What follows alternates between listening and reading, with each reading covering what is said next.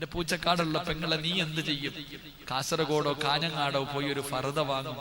എന്നിട്ട് കടയിൽ നിന്ന് മേടിച്ച് ഫർദ വീട്ടിൽ കൊണ്ടുവന്നിട്ട് തയ്യക്കാരന്റെ കയ്യിൽ കൊടുത്തിട്ട് നീ പറയും, ഒന്ന് ടൈറ്റാക്കി തരാൻ. നീ ചിന്തിക്ക്, നീ ആ കടയിൽ നിന്ന് ഇട്ട് നിനക്ക് ഇഷ്ടപ്പെട്ട ഒരു ഫർദ വാങ്ങി ഇട്ട് വീട്ടിൽ കൊണ്ടുവന്നിട്ട് തയ്ക്കാൻ അറിയുന്നവളാണെങ്കിൽ സ്വന്തം ആ ഫർദ എത്ര ടൈറ്റാക്കാൻ പറ്റുമോ അത്രയും നീ ടൈറ്റാക്കും. എന്തിന്? നാട്ടുകാര് നിന്റെ ശരീരം കാണാൻ. നീ വെളിയിലിറങ്ങി നടക്കുമ്പോ നിന്റെ ശരീരത്തിന്റെ വടിവുകളും മസിലുകളും അന്യ പുരുഷന്മാര് കാണാൻ വേണ്ടി ആ വസ്ത്രം പോലും നീ ഇങ്ങനാക്കും. എങ്കിൽ ഫാത്തിമ എന്ന് പറയുന്ന പെണ്ണു പറയാ, എന്റെ മയ്യത്ത് പോലും പകല് കബറടക്കിയ നാട്ടുകാര് കാണും, കാണിക്കരുത്. എന്നെ രാത്രിയിലെ കബറടക്കാവൂ. ആ ഫാത്തിമയുടെ പുറകിൽ നിന്നാ ഉമ്മ നീ സ്വർഗത്തിൽ പോണ്ടേ. ആ ഫാത്തിമ ബീബി റളിയല്ലാഹു തആല അൻഹയുടെ പുറകിൽ നിന്ന് പോകാൻ നിനക്ക് എന്ത് യോഗ്യതയുമ്മ? എന്റെ ഉമ്മ നീ ഇങ്ങനെ ആയിപ്പോയ? പ്രായമായില്ലേ ഉമ്മ? മുടി നരച്ചില്ലേ ഉമ്മ? ഒരുപാട് രോഗമില്ലേ ഉമ്മ? എന്റെ ഉമ്മ നന്നാകാത്ത ഈ പ്രായത്തിൽ ഇനി എന്ന് നന്നാകാനും? ഇനി എപ്പോഴാ നമ്മൾ നന്നാകാ? പ്രായം കുറേയായി 40 വയസ്സ് കഴിഞ്ഞവന് ചെയ്യുന്ന ശിക്ഷയ്ക്ക്, ചെയ്യുന്ന തെറ്റിന് ഇരട്ടിയാ ശിക്ഷയെന്ന് നബി മുഹമ്മദ് മുസ്തഫ. ഉമ്മമാരോട് എന്റെ ഉമ്മ ഇന്നത്തെ പെണ്ണുങ്ങളുടെ വസ്ത്രധാരണയും നടത്തവും സ്വഭാവവും എന്റെ ഉമ്മ എത്ര കൊണ്ടിട്ടും കണ്ടിട്ടും പഠിക്കാത്ത എന്റെ ഉമ്മ. എന്റെ ഉമ്മ ഇത്ര അഹങ്കാരം നിനക്ക്? 18, 20, 25, 30 വയസ്സുള്ള ഒരു പെണ്ണ് കാണിച്ചാ പറയാം അവൾക്ക് പക്വത എത്തിയില്ലേ ഉപ്പ, ഇനി നിനക്കെന്നാ പക്വത എത്താ? എന്റെ പ്രിയപ്പെട്ട സഹോദരങ്ങളെ, സഹോദരിമാരെ, ചിന്തിക്ക്. നിങ്ങൾ നന്നാകേണ്ട സമയം ഒരുപാട് അതിക്രമിച്ചു കഴിഞ്ഞു. ഇനി എന്നത്തേക്ക് മാറ്റിവെച്ചിരിക്ക. ഉമ്മമാരെപ്പോഴും പറയും പ്രസവത്തിന് മരണവേദനയാണെന്ന്. ഉമ്മാ, ഈ മരണവേദന അനുഭവിച്ച നീയാണോ ഉമ്മ ഈ കാണിക്കണേ? ഞങ്ങൾക്ക് ആർക്കും പ്രസവ വേദന അറിയില്ല, ഞങ്ങൾ അനുഭവിച്ചിട്ടില്ല. പക്ഷെ അനുഭവിച്ച നിനക്ക് എങ്ങനെ കഴിയുന്നു ഉമ്മ? പ്രസവത്തിന് മരണവേദനയാണെന്ന് 1, 2, 3 പ്രാവശ്യം ഈ മരണവേദന അനുഭവിച്ച നീ എന്റെ ഉമ്മ നന്നാകാത്ത? ഇങ്ങനെ ആയിപ്പോയെ. നിനക്ക് തലമറയ്ക്കാൻ മടി. കല്യാണ വീടുകളിലെത്തിയ വയലിന് വരുമ്പോ ഫർദ, കല്യാണ വീടെത്തിയ നിന്റെ കോലം നീ ചിന്തിച്ചിട്ടുണ്ടോ? ആണുങ്ങളുടെ മുന്നിലൂടെ നടക്കുന്ന രംഗങ്ങളെ കുറിച്ച് ആലോചിച്ചിട്ടുണ്ടോ? മരിച്ചവസാനം ഈ പള്ളിപ്പറമ്പിൽ വന്ന് കിടക്കുമ്പോ നിന്റെ ഗതി എന്താകുമെന്ന് നീ ആലോചിച്ചിട്ടുണ്ടോ? അള്ളാഹുവിന്റെ റസൂൽ സല്ലല്ലാഹു അലൈഹി വസല്ലമ തങ്ങൾ പറഞ്ഞു, തലയുടെ ഒരു മുടി, നിങ്ങളുടെ തലയിൽ കാണുന്ന ഒരു മുടി വെളിയിൽ കാണിച്ച നാളെ അള്ളാഹുവിന്റെ മലക്കുകൾ നരകത്തിന്റെ തൊപ്പി നിന്റെ തലയിൽ വെക്കുന്ന. ഒരു മുടി വെളിയിൽ കാണിക്കുന്ന പെണ്ണ്, അവളെ തലയിലേക്ക് നരകത്തിന്റെ മലക്കുകൾ തൊപ്പി കൊണ്ടുവെക്കുമെങ്കിൽ ഉരുകി ഒലിച്ചു പോകുമ്പോ ഒരു മുടി കാണിച്ചതിന്റെ പേരിൽ ഉമ്മ നിന്റെ സംസാരം ഔറത്താ ഉമ്മ. അതുകൊണ്ടാ പറഞ്ഞത് നീ അന്യ പുരുഷനോട് സലാം പറയാൻ പാടില്ല. ഒരു പെണ്ണ് അന്യ പുരുഷനോട് സലാം പറയാൻ പാടില്ല എന്ന് പറയാനുള്ള കാരണം നിന്റെ ശബ്ദം ഔറത്തായത് കൊണ്ടാ.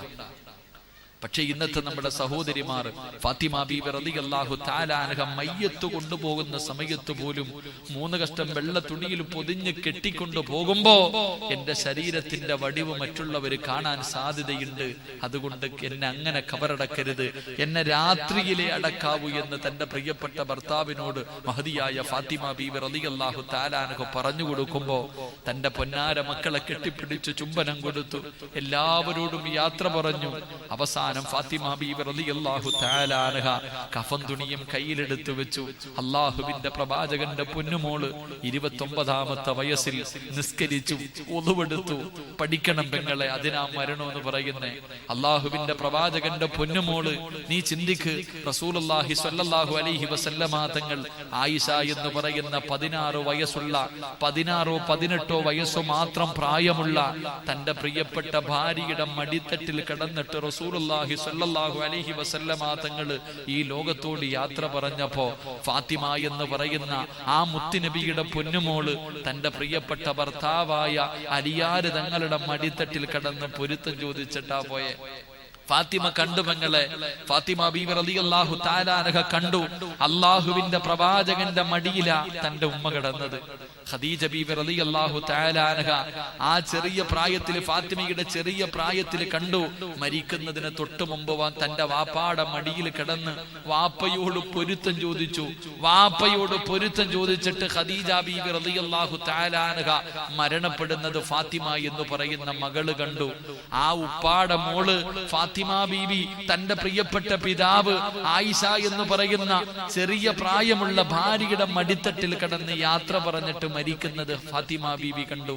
ആ ഫാത്തിമ ബീവി റളിയല്ലാഹു തആല അൻഹ തന്റെ പ്രിയപ്പെട്ട ഭർത്താവ്, അല്ലാഹു തെരഞ്ഞെടുത്ത ഭർത്താവ് ജിബ്രീൽ എന്ന് പറയുന്ന മലക്ക് വന്നിട്ട് അലിയാര് തങ്ങൾക്ക് കെട്ടിച്ചു കൊടുക്കുന്ന അള്ളാഹുവിന്റെ അടുക്കൽ നിന്ന് ആ തീരുമാനമുണ്ടായത്. ആ അലിയാര് തങ്ങളുടെ മടിത്തട്ടിൽ കിടന്ന് പൊരുത്തം ചോദിച്ചു, കുളിച്ചു, ഒളുവെടുത്തു, 2 റക്അത്ത് നിസ്കരിച്ചു. കഫൻ തുണിയും മുഖത്തേക്ക് എടുത്തിട്ടുമ്മ, കഫൻ തുണിയും നിങ്ങൾ മനസ്സിലാക്ക്, ഫാത്തിമ ബീവി റളിയല്ലാഹു തആല അൻഹ മരിക്കുമ്പോ സ്വന്തമായിട്ട് കഫൻ തുണി എടുത്ത് മുഖത്തേക്കിട്ട് ലാ ഇലാഹ ഇല്ലല്ലാഹ് മുഹമ്മദുർ റസൂലുള്ളാഹ്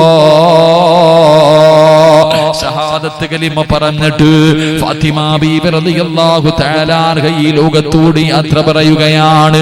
പടച്ചവനെ, ഫാത്തിമ ബീബിയുടെ മയ്യത്ത് കുളിപ്പിച്ചു, അവിടുന്ന് കഫൻ പൊതിഞ്ഞു. അവസാനം എല്ലാവരും കൂടെ ജന്നത്തുൽ ബഖീയിൽ കൊണ്ടുപോയി കബറടക്കി. പടച്ചവനെ, എല്ലാവരും പിരിഞ്ഞു പോയി. അലിയാര് തങ്ങളുടെ വീട്ടിലേക്ക് കടന്നു വന്നു.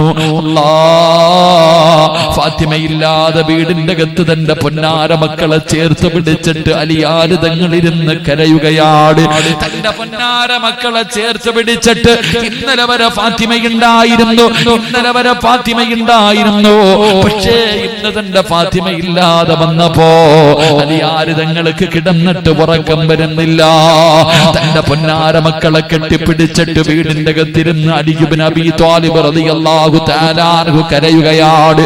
തന്റെ മക്കളൊക്കെ ഉറങ്ങിക്കിടിയുമ്പോ അലിയാര് തങ്ങൾ ഇറങ്ങി ഓടുകയാണ്. എവിടേക്കാ ഓടിയതെന്നറിയുമോ? തന്റെ പ്രിയപ്പെട്ട ഭാര്യയുടെ ഖബറിന്റെ ചാരത്തേക്ക് ഓടുകയാണ്. തന്റെ ഭാര്യയുടെ ഖബറിന്റെ ചാരത്ത്, അല്ലാഹുവേ, 1ാമത്തെ രാത്രി, തന്റെ ഭാര്യ മരണപ്പെട്ടതിന്റെ 1ാമത്തെ രാത്രി, അലിയാര് തങ്ങളെ ജന്നത്തുൽ ബഖീയിൽ ഇന്ന് ചെന്നാലും കാണാമല്ലോ. ഫാത്തിമ ബീവിയുടെ ഖബറിന്റെ ചാരത്ത് ചെന്നിട്ട് അലിയാര് തങ്ങള് പറഞ്ഞു, അസ്സലാമു അലൈകി യാ ഫാത്തിമ. അതാ ഫാത്തിമ ബീവിയുടെ ഖബറിന്റെ ചാരത്ത് ചെന്നിരുന്ന് സലാം പറയുകയാ. പക്ഷേ മടക്കുന്നില്ലല്ലോ, ഫാത്തിമ ഖബറിലാണല്ലോ. സലാം അടക്കുന്നത് കേൾക്കാതെ വന്നപ്പോ അലിയാര് തങ്ങള് കരഞ്ഞുകൊണ്ട് ചോദിക്കുന്നു, ഫാത്തിമ, എന്നോട് പിണക്കമാണോ ഫാത്തിമ? എന്റെ സലാം അടക്കാത്തതെന്തേ ഫാത്തിമ? എന്റെ സലാം അടക്കാത്തതെന്തേ ഫാത്തിമ?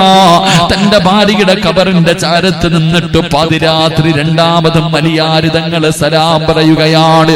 മണിയറയിൽ പിണങ്ങിക്കിടക്കുന്ന ഭാര്യയുടെ പിണക്കം മാറ്റുന്നത് പോലെ അലിയാര് തങ്ങള് 2ാമതും പറഞ്ഞു, പിണങ്ങല്ലേ ഫാത്തിമ, എന്റെ സലാം അടക്കു ഫാത്തിമ, എന്റെ സലാം അടക്കു ഫാത്തിമ. അലിയാര് തങ്ങളുടെ സലാം അടക്കാതെ വന്നപ്പോ ഖബറിന്റെ ചാരത്ത് ഇരിക്കുകയാ. തന്റെ പ്രിയപ്പെട്ട ഭാര്യയുടെ ഖബറിന്റെ ചാരത്തിരുന്നിട്ട് അലിയാര് തങ്ങൾ വിളിക്കുന്നു, ഫാത്തിമ, പിണങ്ങല്ലേ ഫാത്തിമ. അലിയാര് തങ്ങൾ ഖബറിനോട് പറയുകയാ. അതാ അലിയാര് തങ്ങൾ ഫാത്തിമ ബീബിയെ ഖബറടക്കിയ ആ ഖബറിന്റെ ചാരത്തിരുന്നിട്ട് ഖബറിനോട് ചോദിക്കുകയാ, എന്റെ ഫാത്തിമയ്ക്ക് എങ്ങനെയുണ്ട്? എന്റെ ഫാത്തിമയ്ക്ക് സുഖമാണോ?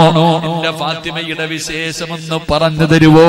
പള്ളിക്കാട്ടിൽ കൊണ്ട് കബറടക്കിയിട്ട് 1ാമത്തെ രാത്രി ഭാര്യയുടെ ഖബറിന്റെ ചാരത്ത് ചെന്നിരുന്നിട്ട് ചോദിക്കുകയാ, എന്റെ ഫാത്തിമയ്ക്ക് എങ്ങനെയുണ്ട്? എന്റെ ഫാത്തിമയ്ക്ക് സുഖമാണോ? എന്റെ ഫാത്തിമ ആരെന്നറിയോ? എന്റെ ഫാത്തിമ ആരെന്നറിയോ? കല്യാണത്തിന്റെ 1ാമത്തെ രാത്രി മണിയറയ്ക്കകത്ത് കയറി ചെന്ന എന്നോട് നിന്നെ കുറിച്ച് പറഞ്ഞു തന്നവളാ എന്റെ ഫാത്തിമ. ആരോടാ പറയുന്നത്? ഖബറിനോട്. ഖബറിനോട് പറഞ്ഞു കൊടുക്കുകയാണ്, വിവാഹത്തിന്റെ 1ാമത്തെ രാത്രി നിന്നെ കുറിച്ച് എനിക്ക് പറഞ്ഞു തന്നവളാ എന്റെ ഫാത്തിമ. എന്റെ ഫാത്തിമയെ വേദനിപ്പിക്കല്ലേ, എന്റെ ഫാത്തിമാനെ വേദനിപ്പിക്കല്ലേ. പള്ളിക്കാട്ടിലെ കബറിന്റെ ചാരത്തിരുന്ന് പറഞ്ഞു എന്ന് ചരിത്രം പറയുമ്പോ എന്റെ പ്രിയപ്പെട്ട പെങ്ങളെ, നമുക്ക് അല്ലാഹുവിന്റെ മുന്നിൽ പൊട്ടിക്കരഞ്ഞു ദുആ ചെയ്യാ. നമ്മളൊക്കെ എത്ര പാപം ചെയ്തവരാ, ഞാനും നിങ്ങളും എത്ര പാപം ചെയ്തവരാ. ആ ഫാത്തിമ ബീവി റളിയല്ലാഹു തആല കിടക്കുന്ന സ്വർഗമുണ്ടല്ലോ, ആ സ്വർഗത്തിൽ കിടക്കുന്നത് പോയി, ആ സ്വർഗമൊന്ന് കാണുന്നത് പോയി, ആ സ്വർഗം അല്ലാഹുവോട് ചോദിക്കുന്നത് പോയിട്ട് ആ സ്വർഗത്തിന്റെ പരിമളം 500 വർഷത്തെ വടിദൂരം വരെ അടിച്ചു വീശുമെന്നാണ്. അതൊന്ന് ശ്വസിക്കാനെങ്കിലും എനിക്കോ നിങ്ങൾക്കോ യോഗ്യതയുണ്ടോ? ഭർത്താവെന്ന് പറഞ്ഞ് നെളിഞ്ഞു നടക്കുന്ന നമുക്കാർക്കെങ്കിലും പറയാൻ കഴിയോ? സന്തോഷത്തോടെ ഇവിടെ ഇരുന്നിട്ട് പറയാൻ കഴിയോ? ഇന്ന് രാത്രി നീ മരിച്ചാ നിന്റെ ഭാര്യ നിനക്ക് പൊരുത്തം തരുമെന്ന് തോന്നുന്നുണ്ടോ? ഞാനും നിങ്ങളും ചെയ്തു കൂട്ടിയത് അങ്ങനെയാണല്ലോ. സ്വന്തം ഭാര്യയുടെ പൊരുത്തം പോലുമില്ലാതെ ഭർത്താവേ, ഏറ്റവും നല്ല മനുഷ്യൻ ആരെന്നറിയോ? ഈ കാണുന്ന പൂച്ചക്കാട് പള്ളിയുടെ പ്രസിഡന്റ് ആകുമ്പോഴല്ല, ഇവിടത്തെ ഇമാമാകുമ്പോഴല്ല, കമ്മിറ്റിക്കാരനാകുമ്പോഴല്ല, നാട്ടുകാര് മുഴുവനും ആദരിക്കുന്നവനാകുമ്പോഴല്ല, ഒരു മനുഷ്യൻ ഏറ്റവും നല്ല മനുഷ്യനാകുന്നത് എപ്പോഴെന്നറിയോ? സ്വന്തം ഭാര്യ നല്ലത് പറയുമ്പോഴാ. സ്വന്തം ഭാര്യ നിന്നെ കുറിച്ച് നല്ലത് പറയുമ്പോഴാടാ നീ ഒരു വിജയിയാകുന്നത്, നീ രക്ഷപ്പെടുന്നവനാകുന്നത്. അതുകൊണ്ട് എന്റെ പ്രിയപ്പെട്ടവരോട് പറയുകയാ, ഈ ചരിത്രത്തിൽ നീ അലിയാര് തങ്ങളെ പോലെയാകണം. അലിയാര് തങ്ങളുടെ സ്വഭാവം നിനക്കുണ്ടാകണം. അലിയാര് തങ്ങളെ പോലെ പഠിക്ക്. അല്ലാതെ പണമുള്ള തൊലി വെളുപ്പുള്ള ഒരു പെണ്ണിനെ കിട്ടുമ്പോ പെറ്റ തള്ളയെ മറന്നു പോകുന്നവനാ നമ്മള്. ഒരു പണക്കാരന്റെ മകളെ കിട്ടുമ്പോ അവള് പറയുന്നത് മുഴുവനും സ്വന്തം ഉമ്മാനെയും കൂടപ്പറപ്പിനെയും തെള്ളിക്കളഞ്ഞിട്ട് ഇറങ്ങി പോകുന്നവനാകരുത്. അള്ളാഹുവിന്റെ റസൂല് പറഞ്ഞു, ഒരു കാലത്തും സ്വർഗത്തിൽ കിടക്കാത്ത 3 വിഭാഗമുണ്ട്. ഒരിക്കലും അവര് സ്വർഗത്തിൽ കിടക്കില്ല. മുത്തുനബിയോട് സഹാബത്ത് ചോദിച്ചു, നബിയേ അവരാരാണ് നബിയേ? ഒരിക്കലും സ്വർഗത്തിൽ കിടക്കാത്ത 3 വിഭാഗമാരാ? മുത്തുനബി പറഞ്ഞു, ഒന്നാമത്തെ വിഭാഗമാരെന്നറിയോ? പെണ്ണിന്റെ വാക്ക് കേട്ട് ജീവിക്കുന്ന ഭർത്താവാ, പെണ്ണിന്റെ അടിമയായി കഴിയുന്ന ഭർത്താവ്. ഭാര്യ പറയുന്നതിനപ്പുറം ചലിക്കൂല, ഭാര്യ പറയുന്നതിനപ്പുറം ചലിക്കൂല. പടച്ചവനെ, ഭാര്യ മാത്രം പറയുന്നതനുസരിച്ച് ജീവിക്കുന്ന ചില ഭർത്താക്കന്മാരുണ്ട്. വാപ്പാനെ എന്ത് പറഞ്ഞാല്, ഉമ്മാനെ എന്ത് പറഞ്ഞാല്, ഭാര്യയുടെ വാക്ക് കേട്ടിട്ട് മാതാപിതാക്കൾക്കെതിരെ തിരിയുന്നവരുണ്ട്. മോനെ, ഉമ്മ മക്തൂം റളിയല്ലാഹു തആല അൻഹു, അല്ലാഹുവിന്റെ പ്രവാചകന്റെ നിങ്ങൾക്ക് ചരിത്രം അറിയുമല്ലോ. അല്ലാഹുവിന്റെ റസൂലിന്റെ സഹാബിയാണല്ലോ അൽകമ. മരിക്കുന്ന സമയത്ത് ലാ ഇലാഹ ഇല്ലല്ലാഹ് പറയാൻ നാവ് പൊങ്ങുന്നില്ല. സ്വഹാബികൾ പറഞ്ഞു, നബിയെ ലാ ഇലാഹ ഇല്ലല്ലാഹ് പറയാൻ പറ്റുന്നില്ല. മുത്തുനബി ചോദിച്ചു, ഉമ്മ ജീവിച്ചിരിപ്പുണ്ടോ? വിളിച്ചു കൊണ്ടുവാ സഹാബ, വിളിച്ചു കൊണ്ടുവാ സഹാബ. സഹാബത്ത് വിളിച്ചു കൊണ്ടുവന്നു, ഉമ്മാനെ കൊണ്ടുവന്നു. മുത്തുനബി ചോദിച്ചു, ഉമ്മ അൽകമയുമായിട്ട് നിങ്ങളെ എങ്ങനെയാ ഉമ്മ? ഉമ്മ പറഞ്ഞു, നബിയെ എനിക്കവനെ വല്ലാത്ത ഇഷ്ടമാണ്, എനിക്കവനെ ജീവനാണ്, വല്ലാത്ത സ്നേഹമായിരുന്നു. പക്ഷേ പെണ്ണ് കെട്ടിക്കഴിഞ്ഞപ്പോ അവൻ എന്നെ മറന്നു നബിയെ. പെണ്ണ് കെട്ടിക്കഴിഞ്ഞപ്പോ എന്റെ മകന്റെ സ്വഭാവമൊക്കെ മാറി. അവൻ എന്നെക്കാല് സ്നേഹം അവന്റെ ഭാര്യയോടാ, അവൻ എന്നെക്കാല് സ്നേഹം നൊന്തുപറ്റ എന്നെ അവനൊരു പെണ്ണിനെ കിട്ടിയപ്പോ മറന്നുപോയി നബിയെ. എങ്ങനെ സഹിക്കും നബിയെ? ഞാനവനെ പട്ടിണി കിടന്നിട്ട് വളർത്തിയതല്ലേ, ഞാനവനെ പട്ടിണി കിടന്നിട്ട് വളർത്തിയതല്ലേ, എന്നിട്ടും അവൻ എന്നെ മറന്നല്ലോ നബിയെ. മുത്തുനബി പറഞ്ഞു, ഉമ്മ ലാ ഇലാഹ ഇല്ലല്ലാഹ് പറയാൻ നാവ് പൊങ്ങുന്നില്ല, സക്കറാത്തിന്റെ അവസ്ഥയിൽ കിടക്കുകയാണ്. ഒന്ന് പൊരുത്തപ്പെട്ടു കൊടുത്തുകൂടെ? ഇല്ല നബിയെ, ഞാൻ ഒരിക്കലും അവന് പുറത്തു കൊടുക്കൂല. റസൂലുള്ളാഹി തങ്ങൾ പറഞ്ഞു, ഉമ്മ നിങ്ങളുടെ പൊന്നുമോനാണ്, ഒന്ന് പൊരുത്തപ്പെട്ടു കൊടുക്കുമ്മ. ഇല്ല നബിയെ, ഞാൻ അവന് പുറത്തു കൊടുക്കൂല. അള്ളാഹുവിന്റെ റസൂലിന്റെ സഹാബിയുടെ അവസ്ഥയാ പറയുന്നത്. മുത്തുനബി പറഞ്ഞു, സ്വഹാബ അൽകമയെ കത്തിച്ച് കള സഹാബ.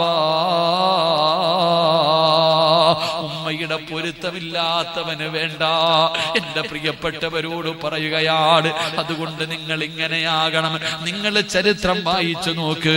എന്റെ പ്രിയപ്പെട്ട ഉമ്മമാരോട്, വാപ്പമാരോട്, എന്റെ പ്രിയപ്പെട്ട ചെറുപ്പക്കാരോട് ഇങ്ങനെയുള്ള ചരിത്രങ്ങൾ ജീവിതത്തിൽ വായിച്ചു നോക്ക്. എന്നിട്ട് അല്ലാഹുവേ അവരുടെ ജീവിതം പിൻപറ്റി ജീവിക്ക്. അല്ലാഹു നമുക്ക് ഈമാൻ നൽകി അനുഗ്രഹിക്കുമാറാകട്ടെ. അതുകൊണ്ട് അല്ലാഹുവിന്റെ പ്രവാചകൻ അവിടെന്ന് പറഞ്ഞു, നാളെ സ്വർഗത്തിലെ പെണ്ണുങ്ങളുടെ മുൻവരിയിൽ നിൽക്കുന്ന പെണ്ണുങ്ങൾ 4 വിഭാഗമാ. ഒന്നാമത്തെ പെണ്ണ് ആസിയ, രണ്ടാമത്തെ പെണ്ണ് മഹദി ഫാത്തിമ, മൂന്നാമത്തെ പെണ്ണ് മഹദിയായ മറിയം ബീബി റളിയല്ലാഹു തആല അൻഹ, നാലാമത്തെ പെണ്ണ് മഹദി ഖദീജ. ഈ 4 പെണ്ണുങ്ങളുടെ ചരിത്രം നല്ലതുപോലെ പഠിക്കണം. കരുണക്കടലായ അല്ലാഹ് ഇവരുടെ ജീവിതം പഠിക്കാൻ ഞങ്ങൾക്ക്